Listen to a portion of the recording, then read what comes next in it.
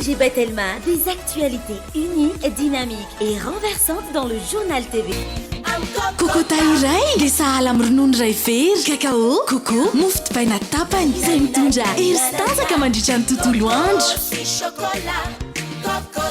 andramo fa tsara lavitra noho ny afo L'Ultranao ni Vaovao. Venez découvrir notre boutique des marques à Antanmene. La boutique des marques L'Ultranao ni Vaovao. Hitanao eny amin'ny mpivarotra rehetra mahazatra anao. L'Ultranao ni Vaovao.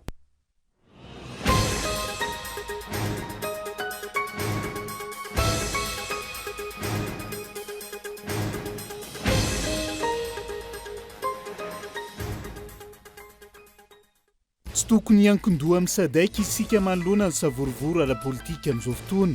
Ho Gérard Andriale Mirovason izay efa nisahana ny andraikitra tale jeneraly teo anivon'ny fiadidinan'ny repoblika nandritra ny fitondrany amiraly Didier Ratsiraka. Tokony hamohana sazy manokana ho ireo mpanao politika ireo mpitsara tsy mafeny asany. Eo anivon'ny fitsarana avy momba lalam-panorenana izay mamoaka didy tsy azo ivalozana, tsy mifanaraka amin'ny lalana velona eto amin'ny firenena. Maro ireo olona tokony ho voasazy raha manao ny asan'ireo rafitra isana mba rahatonga ny eto amin'ny firenena. Tsy izay ankilan'ny nomitranga, toa mitaza-potsiny ankehitriny ireo tokony hampiatra ny lalana velona.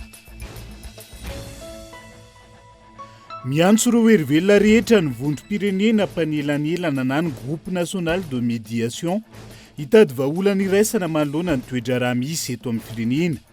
Tsy azo hidovirana intsony ny krizy ka antony tokony hirosona amin'izay.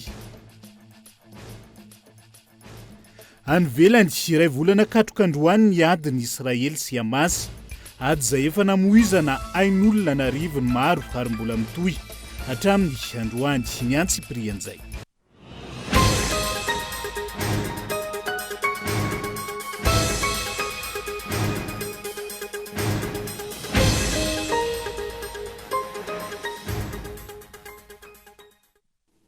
Ankafaliana trano tomboky lasy tomboky vavy no hitsidiany indray ny tokantranonao amin'ny alety tonga soa atao anatin'ny fotoana ny fampahalalam-baovao. Atena ny araba ary manasanao ihany koa anaraka izany. Avy hatrany dia ny tontolon'ny politika sy ny raharaham-pirenena amin'izao fotoana izao no ndeha anokafantsika ny fampahalalam-baovao amin'ny alety. Tsy tokony hiankin-doha amin'ny sadaika isika eto Madagasikara manoloana ny savorovoro ara-politika misy amin'izao fotoana izao.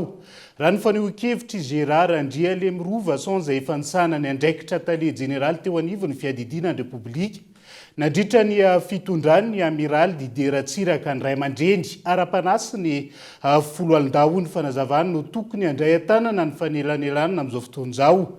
Nambarany ihany koa fa tsy mbola tomombana ihany koa ny fikarakarana ny fividianana ka atao amboletra ny fanatontosana izany amin'izao fotoana izao raha toka izy tokoa. Henri Florian. Mizara roa lehibe ny ankolafikery eto amin'ny tany sy ny firenena amin'izao fotoana izao, izay ahina anamafy ny krizy ara-politika, izay efa nanomboka niseho volana vitsy lasa izay. Raha ny fanehoan-kevitry Gérard Andriale Mirovason, izay efa nisahana ny andraikitry ny mahatale jeneraly teo anivon'ny fiadidinan'ny repoblika nandritra ny fitondrany ny amiraly Didier Ratsiraka. Tsy tokony hiankin-doha amin'ny fanerenelana nataon'ny SADC sy ireo vondrona iraisam-pirenena isika manoloana ny zava-misy amin'izao fotoana izao raha ny fanazavany. Fa ireo ray aman-dreny ara-panahy no tokony hijoro miaraka amin'ny tafika. Zavatra fantatra nefa sy azo idovirana dia hatramin'izay nampisy krizy teto Madagasikara dia ny fiangonana sy ny tafika ihany no afaka nandamina ny raharaha. Zany SADC zany zany communauté internationale resahasika zany ta théorina zany vao niresahana. Fa ny zavatra fantatra na tamin'ny 1972 io na amin'ny 1991 io na tamin'ny 2002 na tamin'ny 2002 fa dia nitafika sy ny fiangonana no nandresy lahatra ny olona mpifanandrana hoe ny olona nifandrafy teto Madagasikara aleo miavana anareo dia atao zavatra hafa. Fa ny fiankinan-doha amin'ity SADC sy ny communauté internationale atikatra ataoko angamba fa zavatra fandrosoana fanantenana ihany. Fa zany SADC zany zany communauté internationale zany na ny ambassade de France na ny union européenne zany a sanction ny raisin'izay efa tsisy misy ny zavatra tsy mety ataony ankilana fa sy andamina raha izy fa andray sanction fosiny. Manoloana ny fanambarana izay nataony Emonata Omaly fa misy mifofo ny ain'ireo kandida amin'izao fotoana izao. Mampametra-panontaniana ihany ny fanambarana izay natao raha toka ny teo anivo ny tafika malagasy no nitondra ny valandresaka raha ny nambarany izay manam-porofo fa mety ho ny tafika amin'izay no hitondra ny raharaha manomboka izao ary azo adika ihany koa fa mety sy andray baiko avy amin'ny lehibe ny gendarmerie intsony eo anivo ny tafika malagasy. Zavatra misy navarina Omaly anefany a nanao fanambarana ny tafika na maromaro kokoa angamba ny Emonaty de nahagaga ihany za moa nysedan'izay de gaga ihany ako hoe ahoana zany filaharany miaramila zany tsy ny mahazatra zany a hatramin'ny nanaovana ny OMC na Emonaty io a dia ny gendarme ny ofivoany de akavisy akavanana ny tafika sy ny polisy efa manao fanambarana izy dia ny amin'ny Octobre sy mandrafa ny anaovana ny fanambarana sy ny déclaration OMC na ny zavatra ho atao zareo a amin'ny fitandromana ny fandriam-pahalemana. Omaly nanaitra be ihany fa ny adjoint chef d'état-major teo ofivoany de gaga be ny zavatra nolazainy fa zavatra moramora fa hoe fifofoana aina candidat misy de manay zavatra anakony manaitra ny zavatra nolazainy sy ny filiarany tafika na naneo hevitra sy naneo ny zavatra tokotry lazainy de anisan'ny mahagaga ihany satria zany ve midika fa hiditra seratra am'izay ny tafika fa tsy vitany emosony le izy andaminana ny firenena sa mbola ny emo gendarme ihany ny anao an'le izy anefa efa ny tafika ny teo fovoany maly a sy tafika sosotra hoe ny commande ny tafika eto fovoantany na hoe RMM filazazy taloha na zone de défense et sécurité ny Antananarivo filazazy ankehitriny fa ny adjoint chef d'état-major misy nanao azy Omaly anisan'ny manaitra ihany le izy. Ny mafisiny ty mpanao politika ety hatrany fa izany ny mpitondra fanjakana ho atao amboletra ny fanototosana ny fifidianana ny 20 Novembre ho avy izao. Atreto tsy mbola misy tokotany ny fanaparitany ireo fitaovana hanatanterana ny fifidianana filoham-pirenena izay isa ny fepetra azo ilazana fa tsy vonona ny sendi amin'ny fanatotosana ny fifidianana. De hitra ny fifidianana zany tsika afaka 10 andro raha ela indrindra de ny zavatra mahavarina zay zany zavatra fanotenena tokotry ny petraka de hoe ho vita ve le fifidiana araky ny ilany rehetra anazy fa ny zavatra tsy fantatra fosiny hoe anjara ve le fifidianana satria raha manontany olona anao mba manontany olona anao mitelefôneva olona hoe 5 km na 10 km ny lalana pirenena fa 10 makany manakaritry farafangany iny efa tongana aminareo daolo ve fitaovana hoentina ifidy lalana godon zany a de mbola misy miteny ana mbola sy tonga aminay etikatra imaginenao am'zany zany a ny makany ikongo makany sonerany vongo maransetra sy mananary iny any ifito moa le hoe mandaly baky fito zay vo tongany ahoana ny tongavany matériel de vote any zay zavatra mila fanamarinana zany am'izao fotoana zao hoe ny fifidianana isy de sy mesy isy io sy mesy ataony fanjakana fa izay ny fanapahan-keviny fa izy ho vita tsara zay zavatra hafa satria tsy mbola na eno anao zao angambany hoe efa tonga ny Kandreo na ny Besalampy na ny Akavandra na ny tsy fantatro any amin'ny faritra be fotaka ohatrohatra efa tonga ny daholy ny fitaovana hoentina ifidy. Tsy mbola mifeno ny fepetra tokony anatanterana ny fifidianana raha ny fanazavany hatrany ka ahina ny hiteraka korontany eto amintsika ny fanaovana fifidianana amboletra malohana ireo fitakiana maro samihafa. Ao anatin'izay faniohon-kevitra politika izay hatrany dia tokony amoahana sazy manokana ireo mpitsara tsy mahafeny asany eo anivon'ny fitsarana avo momba lalam-pandrenana izay mamoaka didy tsy azo ivalozana kanefa tsy mifanaraka amin'ny voalaza ny lalàna velona eto amin'ny tany sy ny firenena. Amin'izao fotoan'izao Daniela Mino Aso. Araka ny décision nafanapa-kevitra nivoaka ny fitsarana avy momba lalam-pandrenana ny 7 oktobra lasa teo. Manana filopisolo-toerana misy roa i Madagasikara ankehitriny ny praiminisitra lehibe ny governemanta sy ny filohana teny-merandolona Ravalomanana Richard. Tranga izay tsy mbola nisy teto ambonin'ny tany ity miseho eto Madagasikara amin'izao fotoana ity ho ny faneho-kevitra nataon'ireo mpanara-baovao mahakasika izany. Tokony andraisana fepetra manokana ireo dity tsy ara-dalàna avoaka ny fitsarana avy momba lalam-pandrenana mikasika ny fifidianana ny fiainam-pirenena na tsy azo ivalozana aza ny didy avoaka nyity farany ho ny fanehoan-kevitra ireo mpanao politika. Isan'izany ohatra ny fandraisana sy famoahan'ny HCC lalàna mikasika ny atotan-taratasy misy sonia nanirena ny filohana teny-merandolona teo aloha Razafy Mahefa Irimanana ametra-pialana tsy ho filohan'ny Repoblika mpisolo-toerana taorian'ny fametra-pialan'ny filoha teo aloha Razoelina teo amin'ny fitondrana ny firenena. Antotan-taratasy izay tsy tokony hanan-danja sy hanan-kery noho izy tsy nangatany filohan'ny fitsarana avy momba lalam-pandrenana hevitra manokana tamina ekspert araka ny fanao eny anivon'ny fitsarana raha ny fanazavana. Na dia atao hoe tsy azo ivalozana aza ny didy avoakan'ny HCC dia mety misy personnel na président ou défaillant mamoaka lalàna tsisy valeur. Efa niseho teto Madagasikara zany défaillance zany, incompétence zany. Fa nisy juge manam-pahaizana gasy tsy ho lazaiko eto ny anarany dia qualifié incompétent. Na namoaka didy tsy azo ivalozana azy izy rehefa incompétent dia voasazy. Toy izany koa tokony nisy eto Madagasikara rehefa incompétent hita fa zavatra tsy mifanaraka mihitsy amin'ny fandeha fisotran'ny lalàna no avoakany hoe raha misy taratasy dia tsy hainao président na hainao juge no mivaloriser an'iny fa ny expert dia tsy ho fantatra hoe tokony aky expert ivaloriser an'ity sanctionné-ko n'ity dia noho izany dia ohatrany misy incompétence ao. Noho izany dia betsaka taty manaraka an'iny ireo incompétence hita momba ny Sénat rehetrarehetra. Président Sénat nomena ny collégial, gouvernement collégial ny président ny république sy ny chef du gouvernement.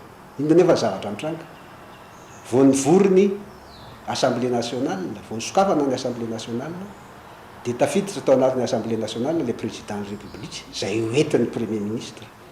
Tsy mahazo miditra any amin'ny Sénat mihitsy ny président de la république, any amin'ny assemblée nationale mihitsy ny président de la république fa taratasy ny ifandraisan'ny assemblée nationale sy ny président de république.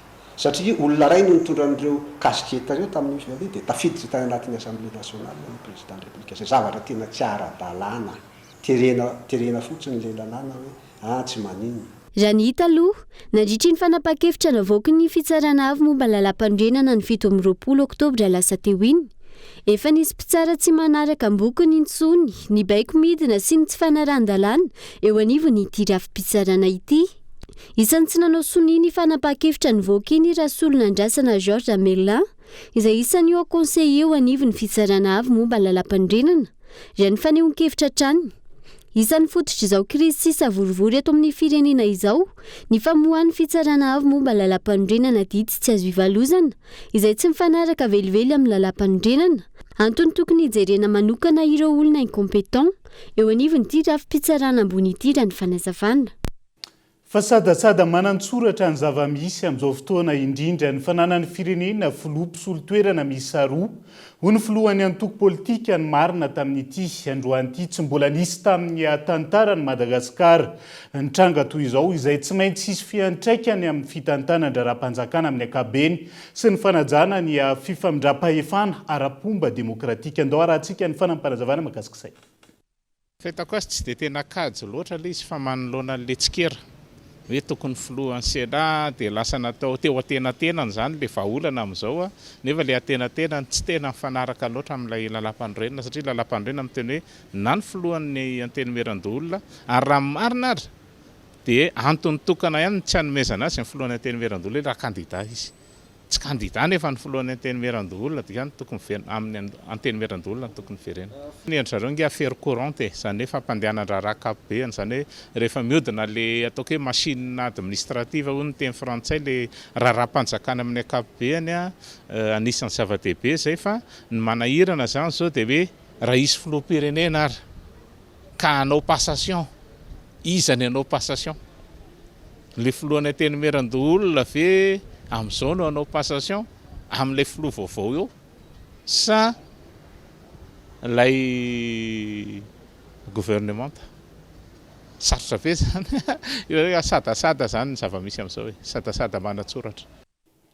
Fa manoloana ny tsy fanarahan-dalàna sy ny sary miseho eto amin'ny firenena amin'izao fotoan'izao dia maro ireo olona tokony voasaza raha manao ny asany araka ny tokony ho izy ireo rafitra isana ambara-tongany eto amin'ny firenena hikatsahana fividianana madio sy mangarahara tsy izay ankilany no mitranga amin'izao fotoan'izao toa mitaza-potsiny ireo tokony ampiatra ny lalàna misy mihitsy azy ireo rafitra miraitsy kombakomba amin'izay fandakan-dalàna izay onona saina. Ho fikatsana fifidianana madio sy mangarahara eto amin'ny firenena no isany nanavaozana ny lalàna amin'ny feny fifidianana eto Madagasikara ka nahatonga ny lalàna fehizoro 2024 aotraotra valo. Ny volana aprily 2024 ireo antenimera roa no nandany izany tamin'ny fitoam-pivoriana azony rehetra hatreny. Raha ireo andin-dalàna ao anatin'ity lalàna fehizoro ity no voahaja antsakany sy andavany azo lazaina ho isan'ny fifidianana demokratika indrindra aty Afrika ny eto Madagasikara. Tsy izay nefa no mitranga 10 taona aty aoriana fa zary lasa mihemotra i Madagasikara raha fifidianana sy demokrasia no resahana. Voarakitra ao anatin'ity lalàna fehizoro ity ohatra eo amin'ny toko faharoa ny amin'ny fandikan-dalàna mikasika ny fampelezan-kevitra momba ny fifidianana, eo amin'ny 9 sy 900 sy 9 sy 900. Eo amin'ny 9 sy 900 iaran'ny sazy an-tranomaizana 8 hatramin'ny 3 taona ary lamandy roa tapitrisa hatramin'ny 20 tapitrisa ariary na iray amin'ireo sazy ireo izay ny andohan'ny ady fifanjevona na nakorontanana ny filaminana sy ny fandriam-pahalemam-bahoaka ary izany dia tamin'ny alalan'ny kabary nodradradradraina na soratra naseho imasom-bahoaka nanozaraina nandritra ny fotoana nanaovana fampelezan-kevitra momba ny fifidianana. Eo amin'ny 9 sy 900 na iza mandritra ny fampelezan-kevitra momba ny fifidianana ka manakorotana ny fandriam-pahalemam-bahoaka amin'ny alalan'ny ady fifanjevonana fanaovana angovo hafa na amin'ny alalan'ny fanelanelana nataon'olona na vondron'olona dia iaran'ny sazy voalaza ny fehezan-dalàna momba ny ady eloka arakaraka ny anton-javatra tsirairay. Ireo no isan'ny andin-dalàna voarakitra ao anatin'ity lalàna fehizoro izay nolaniny antenimera roa tonta 10 taona lasa izay. 10 taona aty aoriana miseho avokoa ireo endrika fandikan-dalàna raha tsy haka afa-tsy ireto andinindroa ireto. Ohatra raisina amin'izany ny nitranga teny am-pasapito ny 17 ny volana oktobra lasa teo. Ny arahany rehetra nahita ny korontany notariny solombavim-bahoaka na Ivra Olodinina niaraka tamin'ireo ny akanjo volomboasary, ny kastanana, nandroba fananan'olona na nohitohina ny filaminam-bahoaka.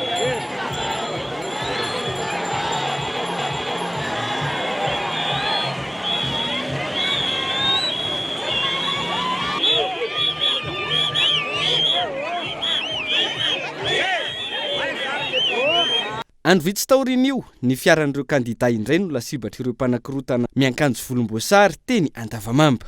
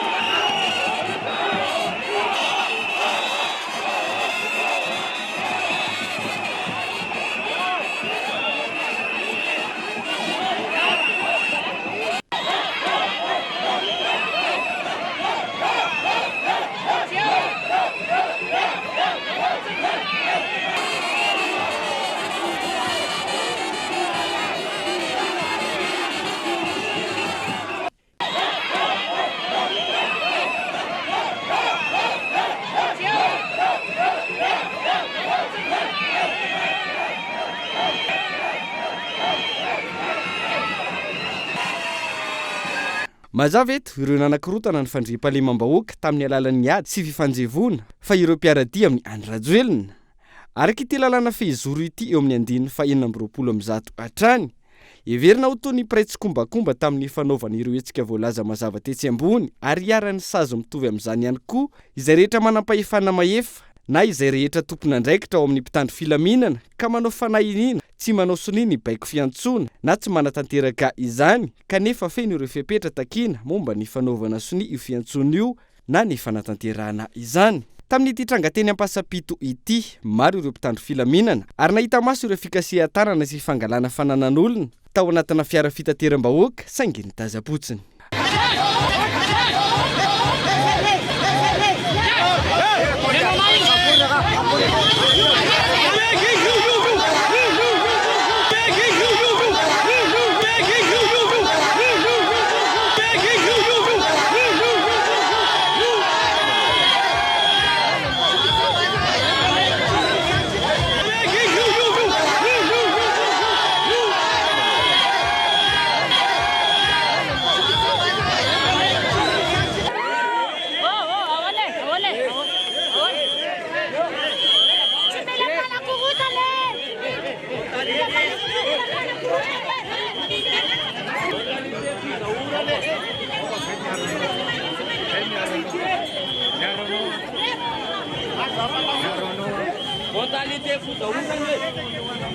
Andrasana araka izany ny fepetra ho raisin'ireo rafitra isan'ambaratongany manoloana izao tranga izao. Profo ny arahana hita tamin'ny fanitsakitsahana ny lalàna ireto mitranga ireto. Olana ireo rafitra nantenaikanirina indreo mampivandravandra avokoa. Ny HCC zany dia efa tantara efa ela be mihitsy ary anaovantsika an'ilay sangisangy anaovan'ny malagasy sangisangy ary ilay hoe mitombona fa tsy azo raisina izay foana ny valiten'ny HCC ny tanila dia tsorina ny resaka fa mitanila raha tsy hanao ohatra fotsiny aho hoe ny kandida zao ny sasany mahazo miteny any amina trano mikatona mahazo miteny akalamanjana ny sasany tsy mahazo miteny na trano mikatona na akalamanjana. Ny HCC koa hatramin'ny voalohany ireny manovanova daty mpifidianana ary tamin'ny farany teo izy dia mamoaka daty mpifidianana izay tsy anjarany fa ny gouvernement zany na ny CENI. Izany hoe ny HCC zany raha tokony hiaro ny lalàna ny fanatanterahana ny lalàna dia raha tsorina dia mandika ny lalàna sy miopefy fa tsy miaro ny lalàna. Ka raha momba ny HCC dia hoe tsy miaro tsony ny marepublika ny Madagasikara ny HCC fa manao ohatrany manao politika miandany amin'ny mpitondra fanjakana. Raha izay ny fitsarana avy momba ny lalam-pandrenana, ny Vaomera no heverina fa mahaleo tena misana ny fifidianana ihany koa, toa mitazapotsiny ireo endrika fandikan-dalàna miseho mialohan'ny fifidianana ireo, ka mahatonga ny mpanara-baovao ilaza fa isan'ny tompon'antoka sy piray tsy kombakomba amin'ny osika sy alabato amin'ity fifidianana filoham-pirenena ity. Ny CENI izay natao ho hitsikitsika hivavahana kanjo pampangony pokany akoho araky ny fomba fiteny. Ireo trangana fandikan-dalàna sy osika maro ireo no nahatonga ny vondron'ny kandida mitaky ny anadiovana ny tokotany aloha ametrana rafitra mahitsy sy manara-dalàna isy ny fifidianana madio sy mangarary eto amin'ny firenena ka ho filoham-pirenena voafidin'ny vahoaka maro anisa tokoa no hitondran'ny Madagasikara mandritra ny 5 taona. Anovizantsika ny fampalalam-baovao amin'ity alina ity dia toro namoaka ny mombamomba azy mialohan'ny fanadihadiana ny kandida Ratsetson Jean-Jacques izay tsy ara-dalàna ny famohan'izay araka ny fanambarany tamin'ity androan'ity fambolena korotana sy fandotonany tolona ny fanaparehan'ilay carte d'identité izay efa nitondrany fanazavana trany amboalohany mahakasika izay tsy mifanohitra velively amin'ny lalam-pandrenina hoy ny fanazavany tamin'ity androan'ity. Ametraka fitoriana ho an'ireo nanaparitaka ny mombamomba azy mialohan'ny fotoana ny kandida ho filoham-pirenena Ratsetson Jean-Jacques araka ny fanambarany androany. Raha ny lalàna ny famohana ny mombamomba ny olona iray mandritra ny fanadihadiana sy ny fakana ambavany azy. Ny trangana azo ny kandida Ratsetson Jean-Jacques omaly raha iverenana izay vao nosamborina tena analakely ny tenany niparitaka tamin'ny tambazotra tserasera fotoana fohy taorian'izay io carte d'identité io. Tranga izay adika ny ho fanelingelenana ary fandotona ny tolona izay atao miaraka amin'ny vondry ny kandida. Intimidation koa zay. Soarery ho an'ilay kandida sivy hafa namako sy anelingelenana ny campagne anay. Tena marina nge zao misy campagne. Zay nge manao campagne zao. Iany Rajoelina manao campagne hoe tsy maintsy mandeha amin'ny 16 novembre ny fifidianana. Zay no verimberiny any amin'ny faritra n'aiza tsy maintsy mandeha antsika amin'ny 16 novembre. Zay indray manao campagne hoe zay tsy mila anio amin'ny 16 novembre. Ka maninona zay?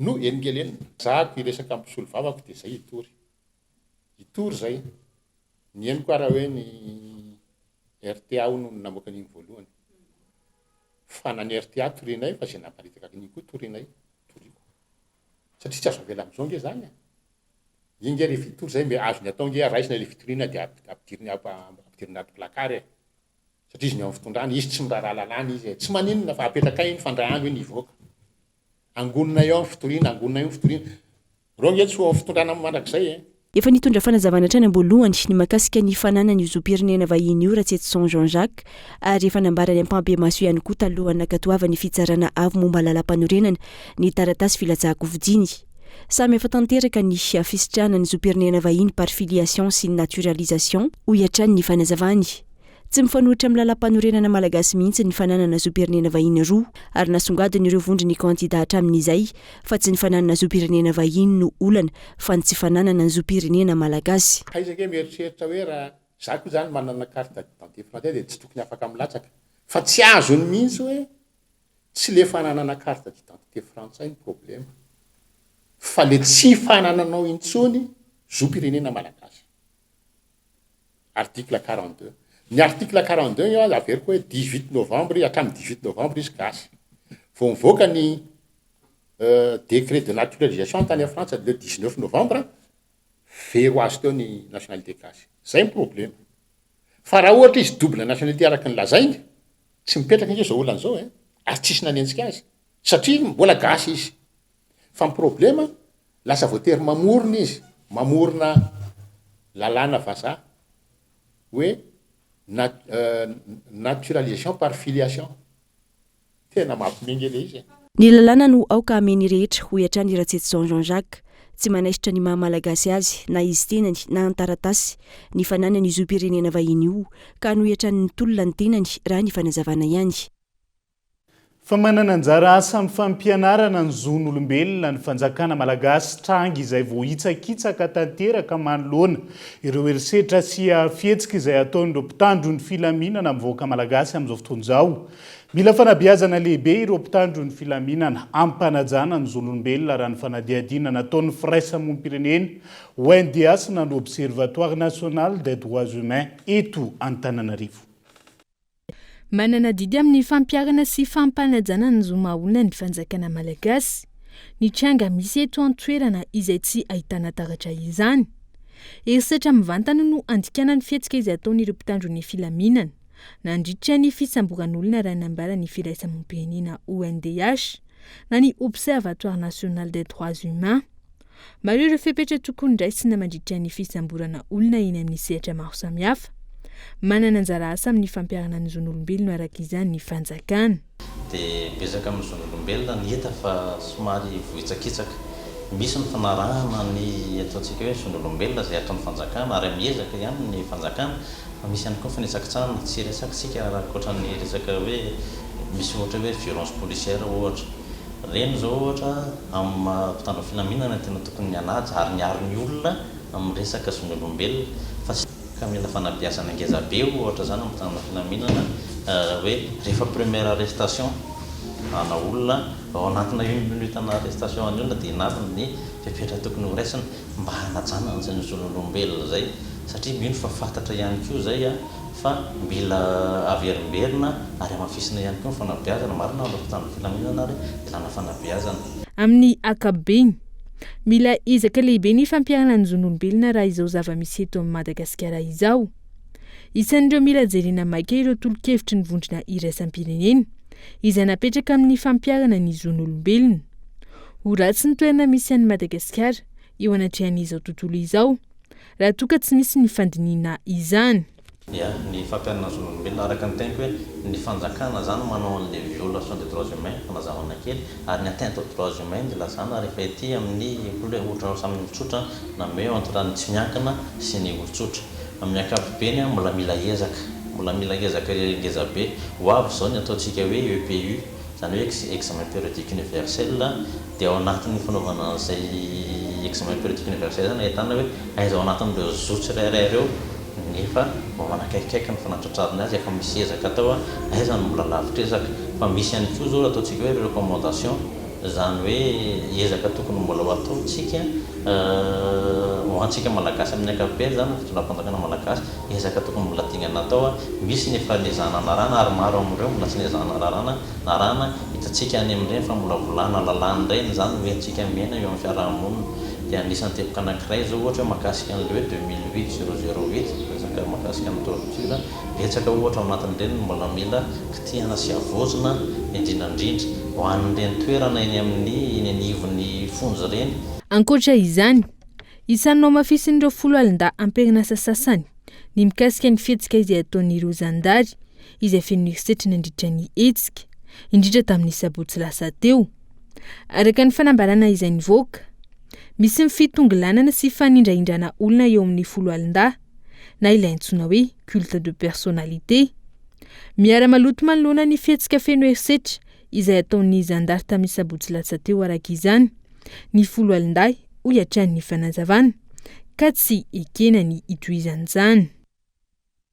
Izay ihany koa no hoentsika miampita ao anaty doka fohy ny faneho-kevitra ny groupe national de médiation momba ny rahapirenena amin'izao fotoana izao. Eo ihany koa ny fitakian'ireo olona manana olana ara-pihainoana izay mitaky ny siny dika teny tanana amin'ny fampahalalam-baovao sy ny sisa indrindra anatin'izao fotoana mahafapana amin'ny rahapirenena izao. Apahany amin'ny fanadihadiana sy vaovao misongadina mbola hoentina aminao rehefa avy eo mandrapitafa vetivety ary.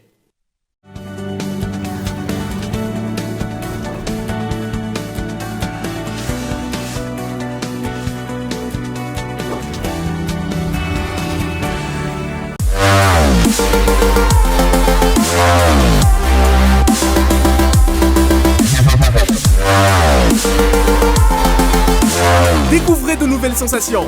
La fibre Go est chez vous pour 99 000 AR par mois. Oui, vous avez bien compris, 99 000 AR seulement. Abonnez-vous vite en Télémashop.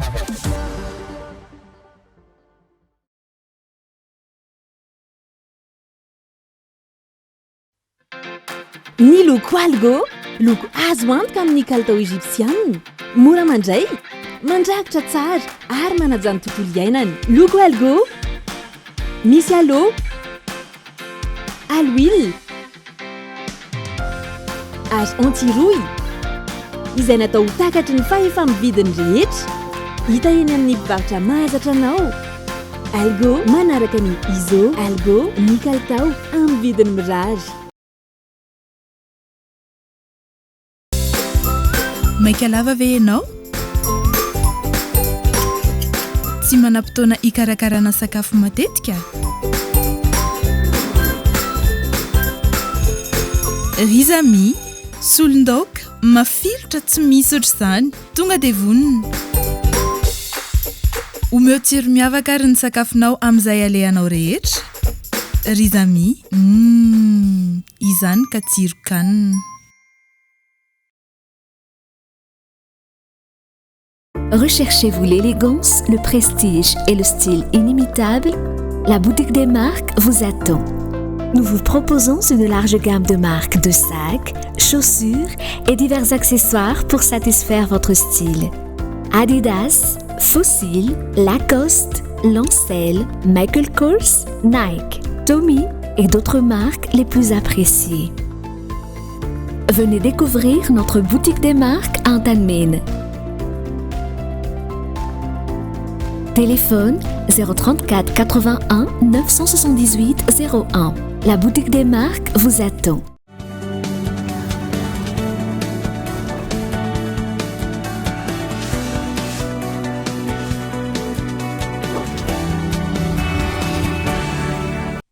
Tapany faharoa amin'ny fampahalalam-baovao amin'ity ala ity ankasitrahana hatrany ianao mbola miara-dalana aminay hatrany amin'izao oro izao. Isan-tarantsika izay iverenana ny rahapirenena sy ny tontolo politika eto amin'ny firenena ankehitriny. Miantso ireo herivelona rehetra eto amin'ny firenena ny eo anivon'ny vondrom-pirenena mpanelanelana ny groupe national de médiation ikondoa sy hitady vahaolana iraisana manoloana ny toetra raha misy eto amin'ny firenena ankehitriny. Raha ny valandresaka nataon'izy ireo ho an'ny mpanao gazety tamin'ity androany ity, tsy azo hidivirana intsony ny krizy eto amin'ny firenena antony tokony hanatanterahana fiarahany zay dinika eo amin'ny samy malagasy zay nambaran'izy ireo ihany koa fa mijoro mpanelanelana ary mikendry izay hatrany filaminana sy ireo tombontsoa ambony ny firenena izy ireo ao anatin'izay.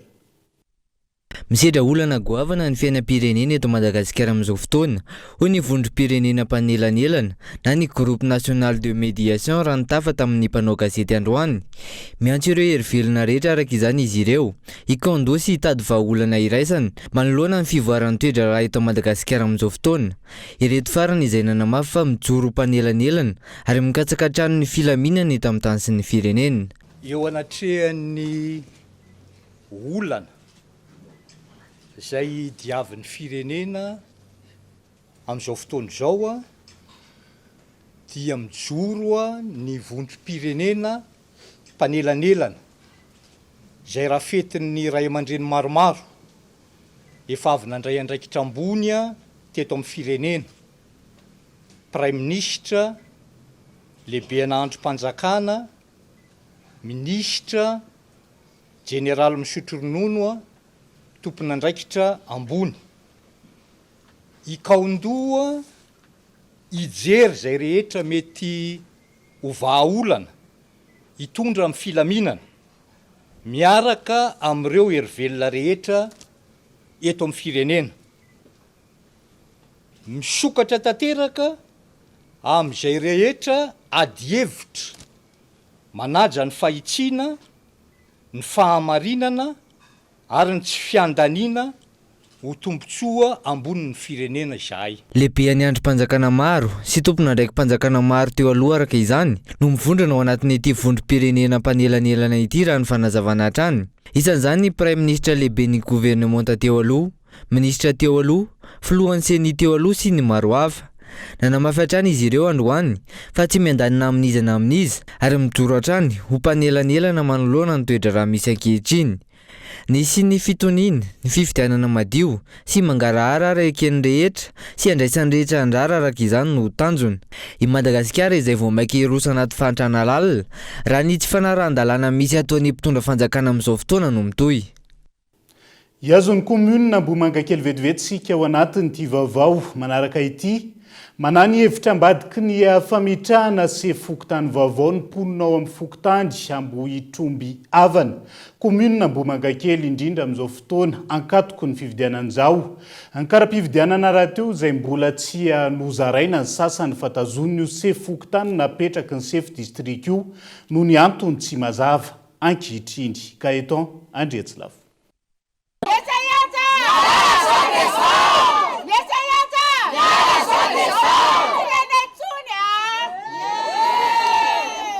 Endriky iray ahitana taratra ny mahazava-dehibe ny fametrahana ny fitsinjaram-pahefana tena izy ity mitranga eto amin'ny fokotany Ambohitromby Avana commune Mboimanga kely ity.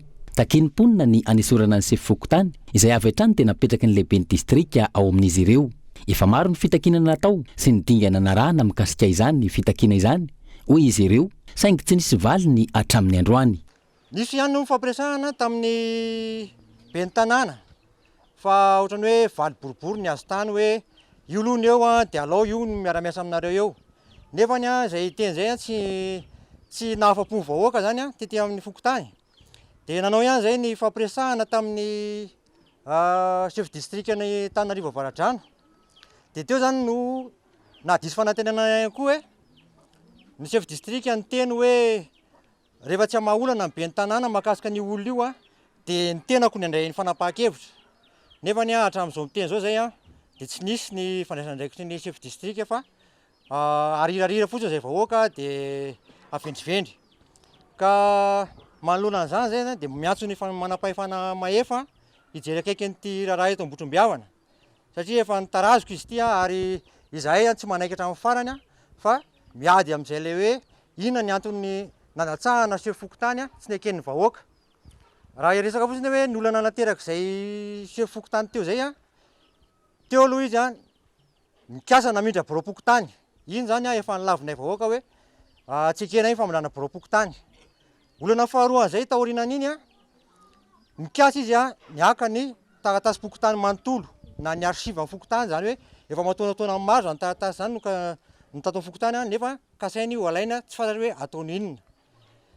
olana amin'izao sika miteny zao ihany koa mahakasika ny fividianana dia mbola maro ny olona tsy nahazo ny kara-pifidianana tsy fantatra hoe maninona no tazominy ihany le izy mampiay ihany izy avamitranga indrindra amin'izao fotoana fiomanana amin'ny fifidianana izao hoy ireto tomponina ireto raha toka manodidina ny 900 ny isan'ny mpifidy eo anivon'ny fokotany tazoniny io se fokotany no tendrena io ny kara-pifidianana ary zara raha ny 300 ny mponina no nizarana izany atreto so manko miazakazaka tapoka le fifidianana eo raikitra le karatra topoko mbola tsy aty tanana hatramin'izao zay zany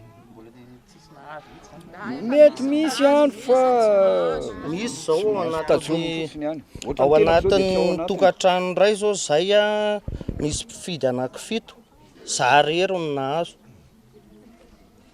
zay le zavatra manahirana amin'le izy mampametra-panontaniana ireto mponina ireto ihany koa ny antony tsy izarana ny kara-pifidianan'izy ireo raha ny fanazavana misy birao-pokotany roa eny an-toerana amin'izao fotoana izao ny ray an'io sefy-fokotany tsy ankasitrahan'ny mponina io ny faharoa ny birao-pokotany efa nisy teo atr'izay miteraka olana goavana izao tranga izao ka angatana vahaolana ao anatin'ny fotoana fohy hoy ireto mponina ireto isan'ny olana sedraina ny hoe tsy soniavy ny komunina ny antota-taratasy noho izao olana mitranga izao vokatr'izay tsy isy ny fampandrosoana hovanina rehefa tsy ankasitrahan'ny mponina ny mpitondra rehefa tsy milamina ny fokotany tahaka amin'ny fiainam-pirenena inona moa ny zavatra andeto satria aty fotony tsika ny aty amin'ny fokotany ingeny mahatonga ny firenena hovaniny ka rehefa tsy mandeha ny aty amin'ny fokotany tsisy ny filaminana tsisy ny ninona dia zava-poana zany ary vo mpitondra koa no ohatrany hoe tity kely inona no mampisisika no hipetraka ao foana le zavatra ihana fokon'olona hoe tsy mety tena marina aleo zay voafidim-bahoaka zay tena tiany vahoaka misy no apetraka ao dia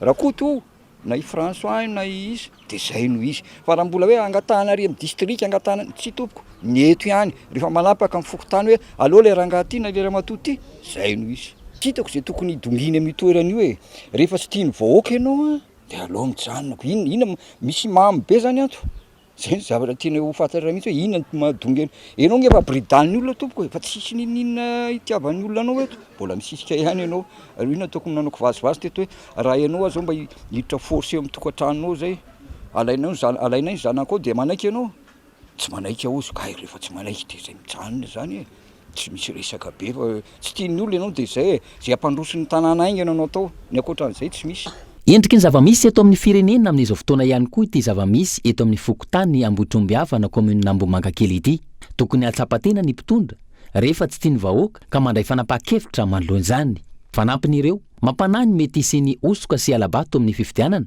hoy ireto mponina ireto ka antony mbola hitazoman'io sefy-fokotany io ny kara-pifidianan'izy ireo hatramin'izao fotoana andrasana ny mety ho toyny ireto mponina ireto izay nanamafy fa ilanja sora-baviny teny amin'ny komunina aoriny ny 27 ora izay nomen'izy ireo nanomboka androany fa tsy maharaka ny zava-miseho eto amin'ny firenena ny ankamaroan'ny olona manana olana amin'ny fiainona raha ny tatitra nataony ny fikambana ny mpandika teny tanana takiny izy ireo ao anatin'izay ny fisiny ny fandikana ny vaovao amin'ny tenyny tanana hahafahan'ireny olona reny misitraka ny zony ihany koa ao anatin'izao toedra raha-pirenena isany kiondalana amin'ny raha-pirenena eto amin'ny firenena izao nelahy lanelson matsiaro voailika sy tsy mandray anjara amin'ny fiainam-pirenena mihitsy ireo olona manana ahafahasembanana ho an'ireo olona marenina manokana amin'izao hoavam-potoana mafana eto amin'ny firenena izao tsy mahalalana inona na inona izy ireo antony tsy misy ny dika teny amin'ny tanana raha ny fanazavana ny ray isanjaton'ny mponina manerana ny Madagasikara nefa no manana olana amin'ny fiainona raha ny fanazavana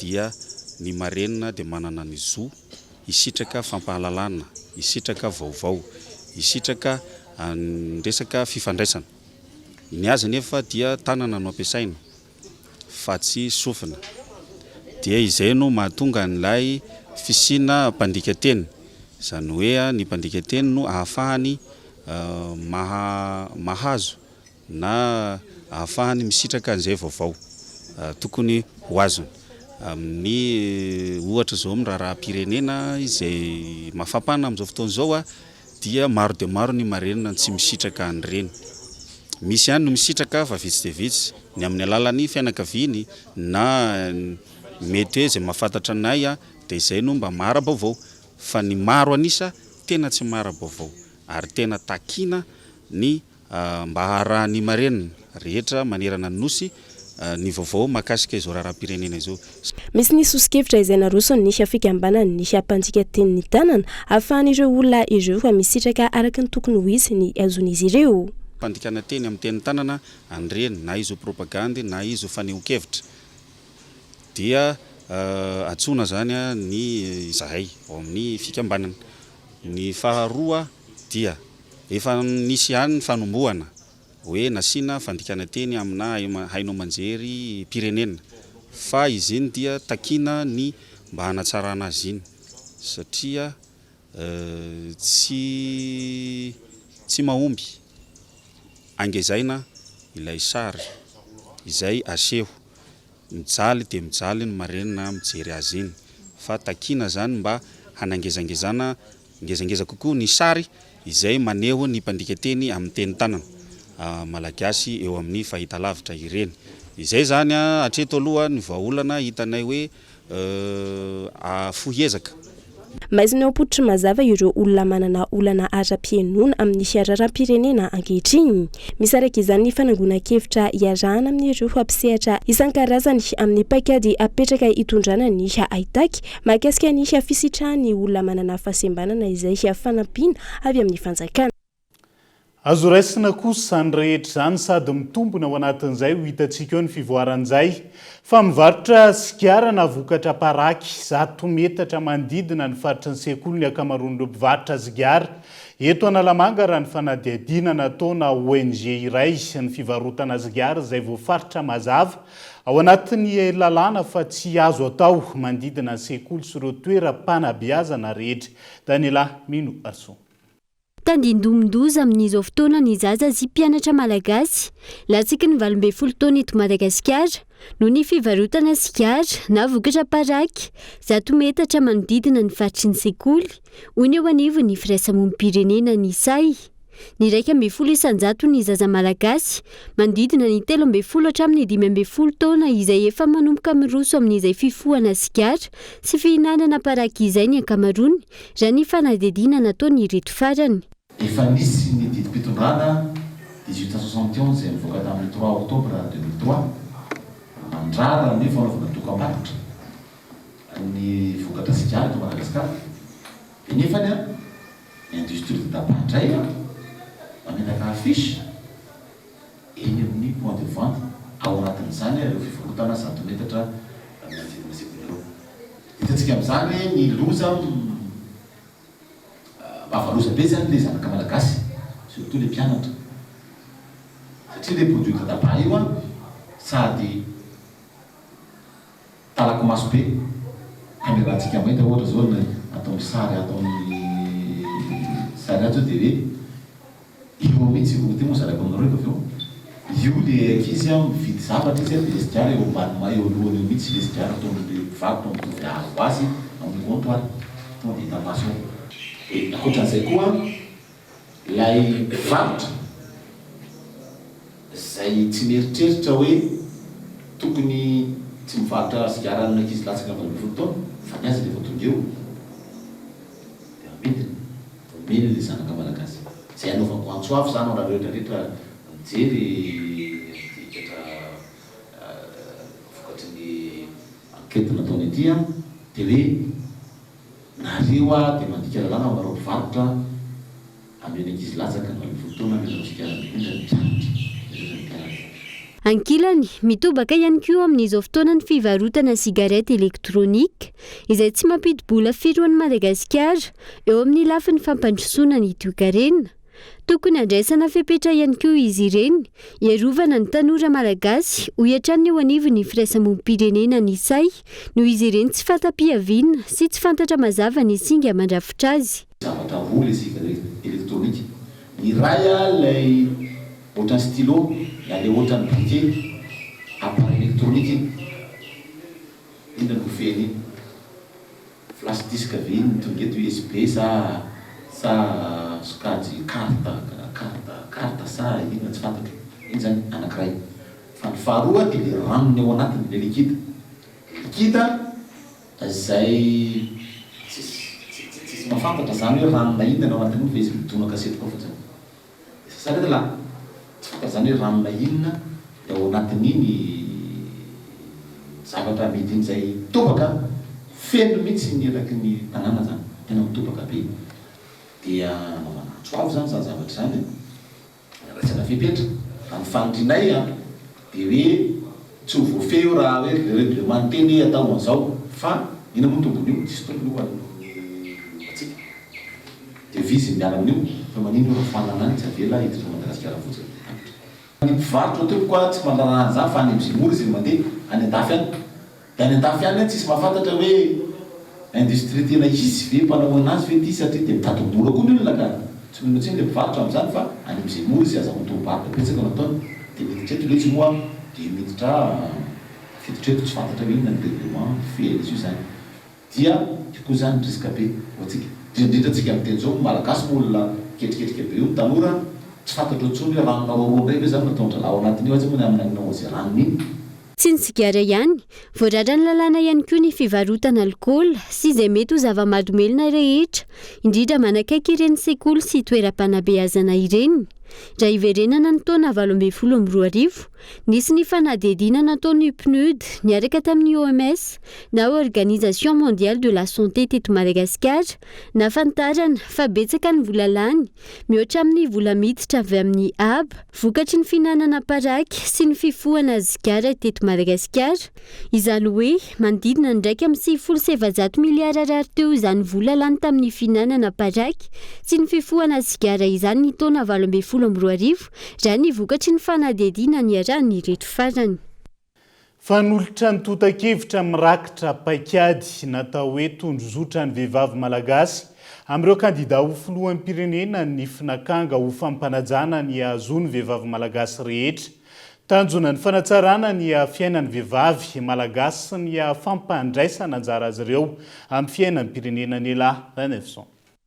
Manana anjara lehibe indrindra amin'ny fiainam-pirenena ny vehivavy raha ny hita marobe ny zon'ny vehivavy mbola tsy voahaza eto Madagasikara ho fampanajana ny zon'ny vehivavy misy ny fanolorana antota-kevitra amirakitra paikady natao hoe atondrozotra ny vehivavy malagasy no volavolainy ny mouvement ny finakanga tanjona ny anatsarana ny toe-java-misy iaina ny vehivavy eto Madagasikara amin'ny alalan'ny tolona rehetra entina iarovana ny vehivavy amin'ny herisetra rehetra ary ampatsiahivina ny zon'ny vehivavy rehetra tsy ankanavaka. Tsy hijanona amin'ny famolavolana ihany ho atolotra ireo kandida ho filoham-pirenena sy ireo mety ho filoham-pirenena ihany koa ity atondrozotra ny vehivavy malagasy ity. Izay nanolorana ny tondrozotra ho an'ny vehivavy malagasy izay misy sampana enina ary etsika 70 izay atolotra an'ireo kandida ho filoham-pirenena. Io tondrozotra io dia miaro sy entina ihany koa anaovana sosikevitra na programma nasa ho an'ny filoham-pirenena sy ireo mety ho solombavam-bahoaka atsoatsy mba ahafahana mampiroborobo ny zon'ny vehivavy. Izay dia vonona zany izara an'ireo tondrozotra ireo ho an'ireo kandida fa eo ihany koa ny hoe iresaka amin'izy ireo mba ahafahan'izy ireo mandray an'ireo tondrozotra ireo ho programma nasa. Etsy ankilany ihany koa dia ho an'ny olom-pirenena sy ny fiarahamonim-pirenena mba ahafahana ihany koa mijery marina hoe tena miaro ny zon'ny vehivavy ilay mpitondra ilay filoham-pirenena. Isy ny fanaraha-maso ny fanatanterana sy ny fanajana ny zon'ny vehivavy ho ataon'ny firaisamonim-pirenena tanjona ny anovana ny fiainan'ny vehivavy anatin'ny 5 taona manaraka. Araka ny lazaiko teo hoe misy anjaran'ny fiarahamonim-pirenena ohatra ny hoe namolavolany ity tondrozotra ity zao dia nataona eo andraikitra. Ny anjaran'ny fanjakana kosa nefa tsy afaka ataon'ny fiarahamonim-pirenena. Ny anjara andraikitry ny fiarahamonim-pirenena dia hoe manaraka sy manao atsisika ny ahafahan'iry zareo tena mamita an'ireo ary ihany koa misintona lakolosy raha sanatria misy zavatra tsy vita ao anatin'ilay 5 taona amin'ireo etsika 70 izay atolotra ho programma pirenena ho programma nasa ny fanjakana malagasy ho amin'ny fampiroboroboana ny zon'ny vehivavy. Anisany ohatra raisiko ohatra ao anatin'ilay hoe aksa anankiray momba ny resaka fampianarana. Raisinay ohatra dia hoe ilaina ao amin'ireo isaka hoe fampianarana io a ny fanomezana ny ankizy vavy a an'ireo fitaovana mba entiny miatrika ny fadimbolana. Loha hevitra miisa ena no fa velabelatrana sy hia anolorana asosokevitra ao anatiny nisy atondro zotra raha ny fanazavana. Misy ihany koa fa ireo karazana asosokevitra izay azo tanterahana tsara. Ao anatin'izay fanomezan-danja ny vehivavy amin'ireo sehatra isan'ny tokony eto amin'ny firenen'izay. Ao anatin'ny efatrandro ihany koa nanomboka ny maraina teo ny fampiofanana vehivavy mpanao gazety eo Mahajanga sy ny avy amin'ny faritra Diana mikasika ny asan'ny vehivavy mpanao gazety amin'izao vanim-potoa amin'ny mpividianan'izao. Anja Robert Kolo Mahajanga. Ny ainga tamin'ny fanadihadiana natao tamin'ny taona 2024 no nahafantarana fa vitsy ny vehivavy mpanao gazety malagasy misehatra eo amin'ny tontolon'ny politika.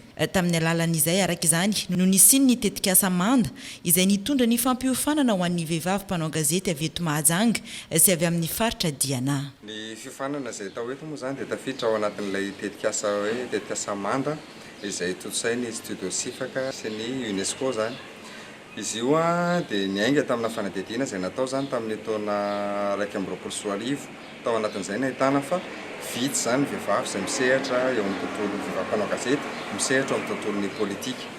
Ankoatr'izay ihany koa betsaka ihany koa zany vehivavy mpanao gazety izay hiara ny herisetra sy ny fanaraotana ranofa mpanantanterahana ilay asa.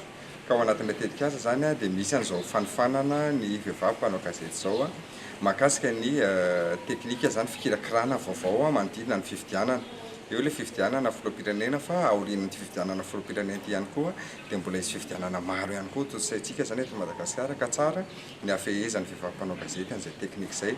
Ankoatr'izay dia misy ihany koa zany ny fanatotosana n'ilay hoe fiofanana mahakasika ny teknika fanatotosana ady hevitra zany amina hainao manjery. Mba tsy ho lasa ohatrany hoe haingo-tsehatra fotsiny vehivavy rehefa misy ny ady hevitra izay atao amin'ny hainao manjery fa tena hoe mpandray anjara ary tena manana ny toerany mihitsy zany amin'izay fikirakirana ny aty eo amin'ny fanatosana izay ady hevitra izay. Aharitra efatrandro ny fampiofanana ary eto Mahajanga no renivohim-paritany fahatelo nandray ireo vehivavy mpanao gazety avy eto Mahajanga sy avy amin'ny faritra Diana. Itoy ao Antananarivo kosa ny fampiofanana ivondronana ireo vehivavy mpanao gazety avy ao amin'ny faritra Analamanga sy avy ao amin'ny faritra Atsinanana.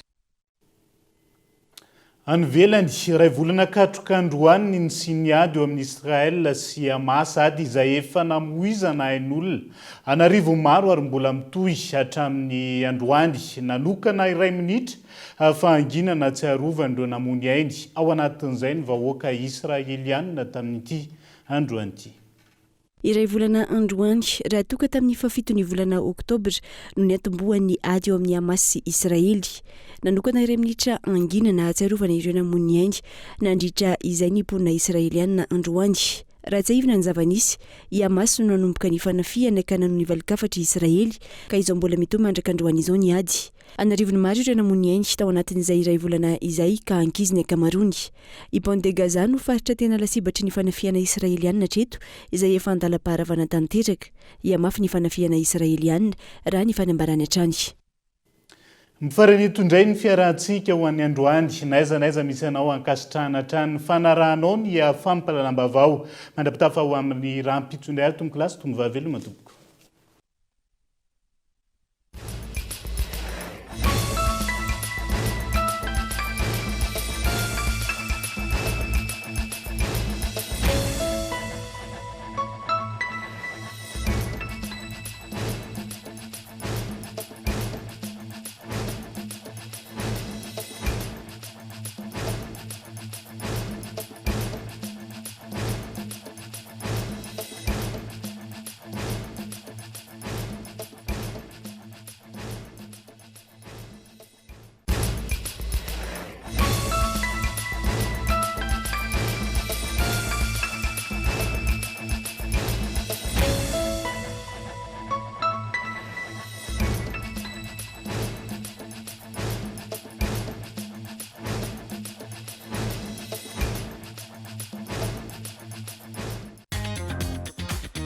Hitanao eny amin'ny mpivarotra rehetra mahazatra anao. Vous a présenté Ny Vaovao.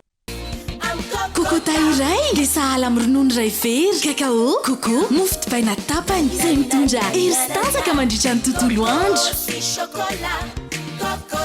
andramo fa tsara lavitra noho ny afo vous a présenté ny Vaovao. 5G Batelma, des actualités uniques, dynamiques et renversantes dans le journal TV.